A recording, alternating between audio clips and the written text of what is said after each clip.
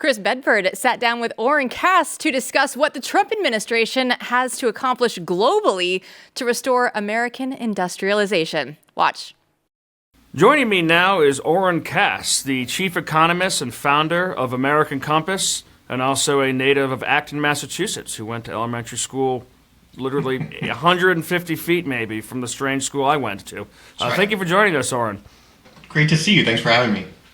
So this seems to be your time to really shine. I mean, for many years now, you've been voicing an important voice on the need in the United States for reshoring industry, for having an industrial policy, for having Republicans in particular pushing a regulatory regime, a tax regime that enables families to grow, that enables the middle class to prosper, that essentially tries to create an American economy that's not entirely dependent on shipping paper dollars overseas. These last week or so has been a wild ride for tariffs in the United States, the new regime. To start more broadly, what does the Trump administration and the United States more broadly need to accomplish here to show that they're actually serious about trying to reinvigorate the American industrial base and the American middle class? Well, I think there's something we need to accomplish globally, and then we need to see the results of it domestically. And what I think they're trying to do globally that is so important and so encouraging to see at the center of our discussion is to really move on from the sort of global liberal world order model that we've been operating in certainly since the end of the Cold War, that says, it's almost like the sort of whatever is good for General Motors is good for America. This idea that just as long as we have an open, free trading global economy, the U.S. wins. And therefore, if other countries want to kind of abuse their positions in it, if they want to, pursue an aggressive export strategy that hollows out our manufacturing industry, that's fine. We should just smile and turn the other cheek, or we should even say, thank you very much, sir, for sending us the stuff.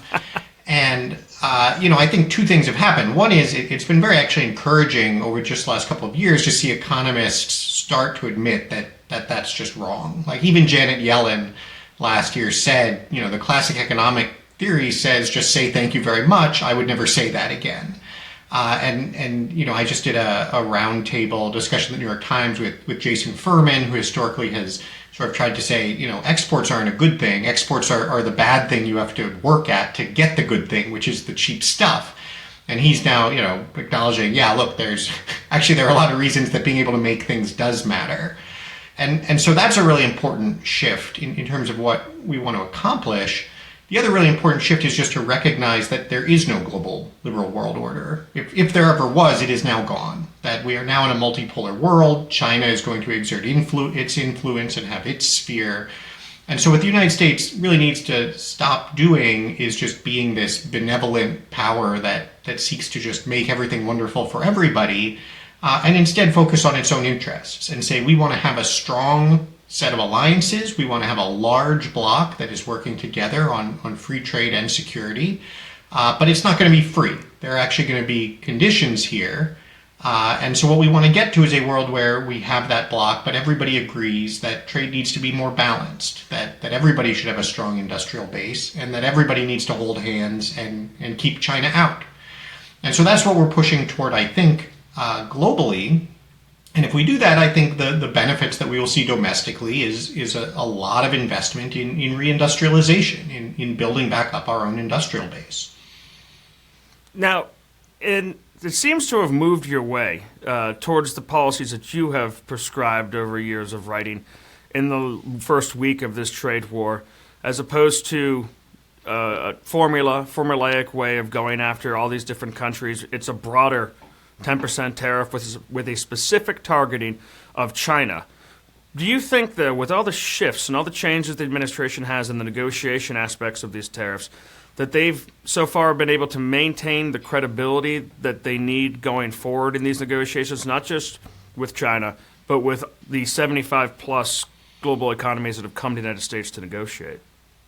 I think that's exactly the right question, and it's a place where, frankly, we've been quite critical of the initial Liberation Day moves. I think it's so heartening to see an administration that is pushing in this direction, that especially is willing to acknowledge, there are short-term costs to getting to the long-term benefits, and we're willing to make that trade-off. We're willing to make the upfront investment.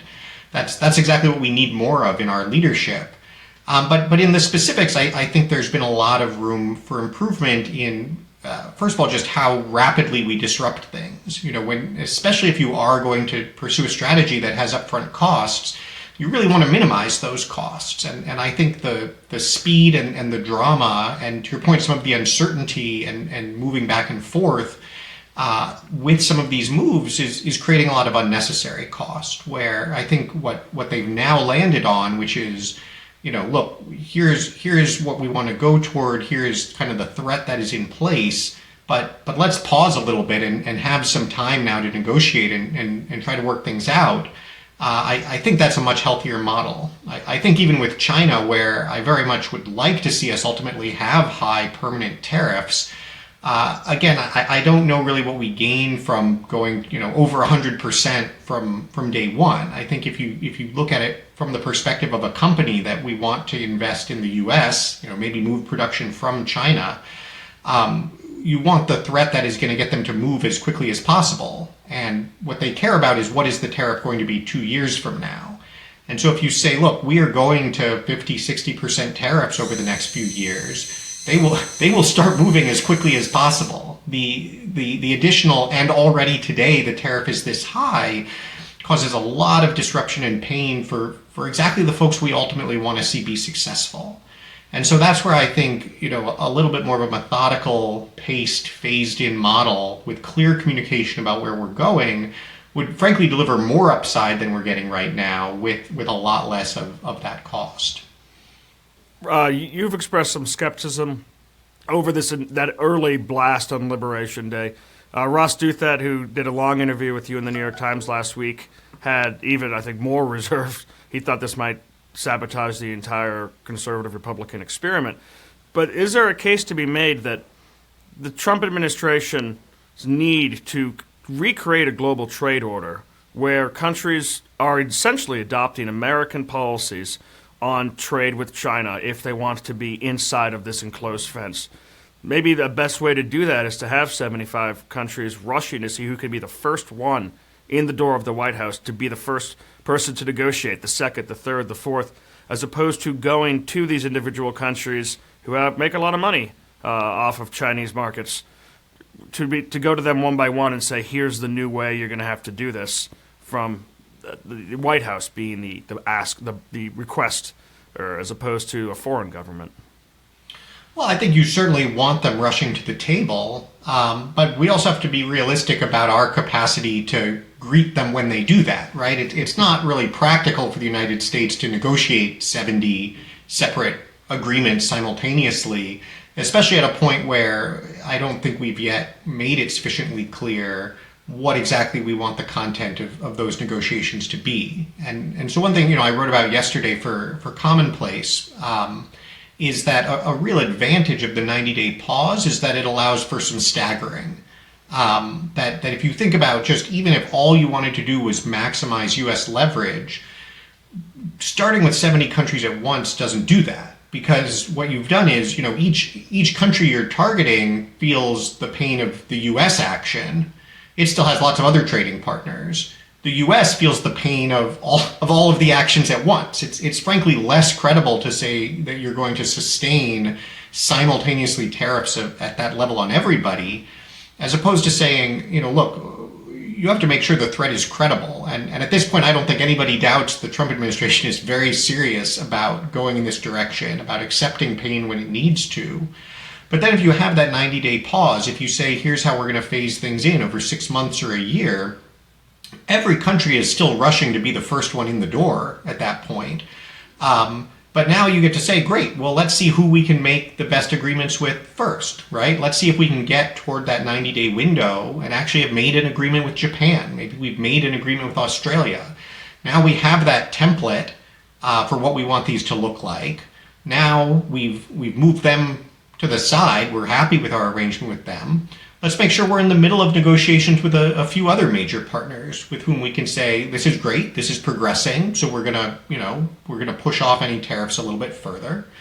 And now if you have a couple of major partners who are not coming to the table, and now you say, hey, you look, other people did, you guys didn't, now these tariffs do go into effect, that's a much, much more credible consequence. That's not going to disrupt markets the way the Liberation Day move did. Other companies all through that period are going to have a time to start looking at what's going on, asking, what do we have to be prepared for? Who should we be betting on versus betting against? And so I think it's just, even again, taking fully what the administration wants to accomplish and how it wants to do it, I think this more phased in, staggered approach is a much more effective way of getting there. I'm getting some George W. Bush war on terror vibes from the early announcements, where it seems like the messaging from the White House has not prepared the American people for what it will look like to have their 401ks hit by a breakdown, a decrease in Chinese dollars being dropped into the stock market, to have housing values and other values hit by a decrease in Chinese dollars being poured into our economy. Does there need to be sharper messaging from the White House to get the broader public on board? For every congressional race is going to have to deal with, even if it's just a 6-person company or a 100-person company that gets its parts from China, getting a sob story from corporate media that are very much against any kind of change to the status quo. And also the elites of the United States who make a lot of money on the status quo being against this. How can the administration message, or where could it do better? Where is it doing well? Where is it doing terribly on actually trying to bring a country that doesn't want to actually have this conversation, it seems, and into a negotiation with a dictatorship that has no conversations at all?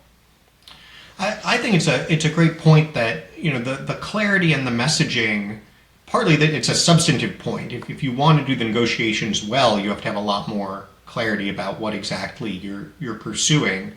But then purely as a political matter, if you want it to be sustainable and popular politically, which ultimately then goes to your credibility and your ability to get what you want substantively, I think there's a lot of room for better communication. A really interesting comparison here is what Ronald Reagan did when he came into office in 1981. And, the U.S. had a lot of significant economic challenges at that point. And Reagan and with Paul Volcker at the Fed, they intentionally shoved the United States into a very sharp recession. Interest rates went up above 20%, unemployment went up above 10%, the stock market went down significantly. And then, that wasn't a couple weeks of pain here. That was a significant pain that certainly stretched through toward the midterms. You look at where they were on Election Day 1984, unemployment was still above 7%. And Reagan won the biggest landslide re-election, I believe, since George Washington. So it can be done, but if you look at how Reagan communicated it, I've compared his first joint address to Congress to Trump's first joint address to Congress. And I think what you see in the Reagan address is a very clear plan, a very clear diagnosis of here's what's wrong, here's why it has gone wrong, here are the mistakes that we made, here's what it's going to take to turn it around, here are the costs that are associated with that, but why they are worth bearing, and here's what we can expect to come out of the other side with. And I think the Trump administration needs to provide that kind of message. Ideally, it needs to come directly from the president. Obviously, Vice President Vance has been a very effective communicator for the administration. If they want it to be a big set-piece speech from Vance, they could do it that way as well. But I think you're absolutely right that it is heartening to see the administration be willing to take on these costs and push this way. But for it to be successful, you do need to make sure you're being very clear with the American people about that. Especially, as you said, in this environment where you're going to have the elites, you're going to have the media pushing as aggressively as possible the story that this is a disaster and a failure. And that's where it's so funny, especially to see these left of center folks suddenly decide that the stock market is the ultimate arbiter of the quality of policy, right? You've got people like Larry Summers out there saying well, here's how much of the stock market went down. And that is essentially a perfect proxy for the well-being of the society. So we can just multiply that loss by 5 and find out how terrible this is for our country. And that's a ludicrous way of thinking about these things. It's not something that, obviously the left of center has ever believed. It's not something the media has ever believed until it's a chance to score points against Donald Trump.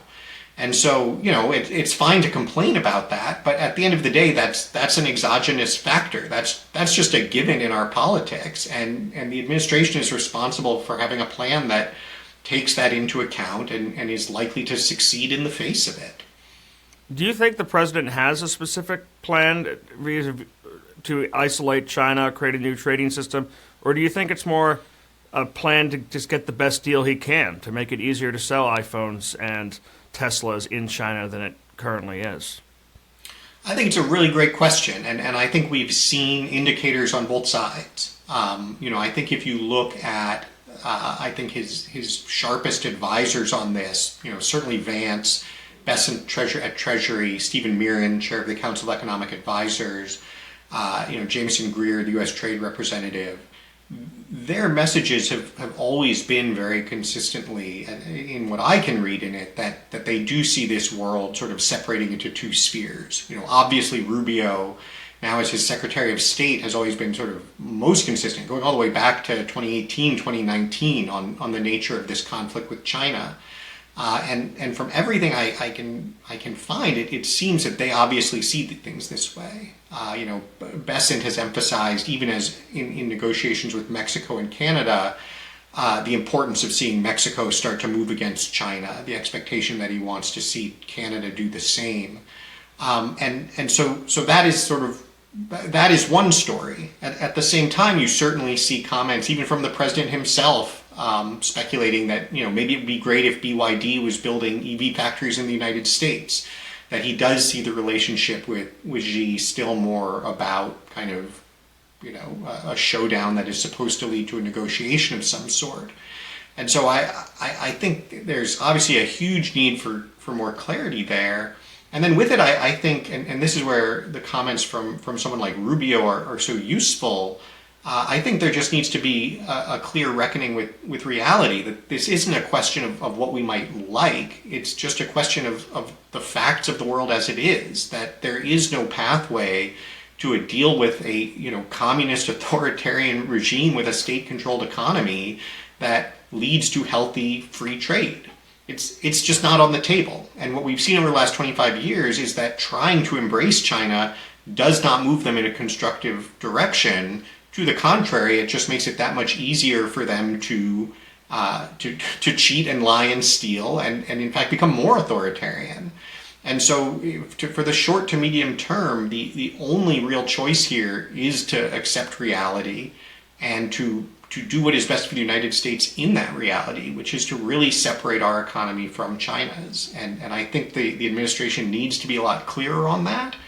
And then we're in a position to really ask our allies for the same. And if we can build a U.S.-led bloc that is thinking that way, I think it will be a very good thing for the United States. Oren Cass with American Compass. I could fill a half an hour asking more questions, but my co-host would be annoyed with me. So where can people find more of your work and American Compass's work? So all of our in-depth work on these trade issues, on China, on globalization, is at AmericanCompass.org. I mentioned Commonplace, which is the new magazine we've launched, which is doing a great symposium this week on all of these topics. That's at commonplace.org. And then for the very latest, I am on X at Oren_Cass.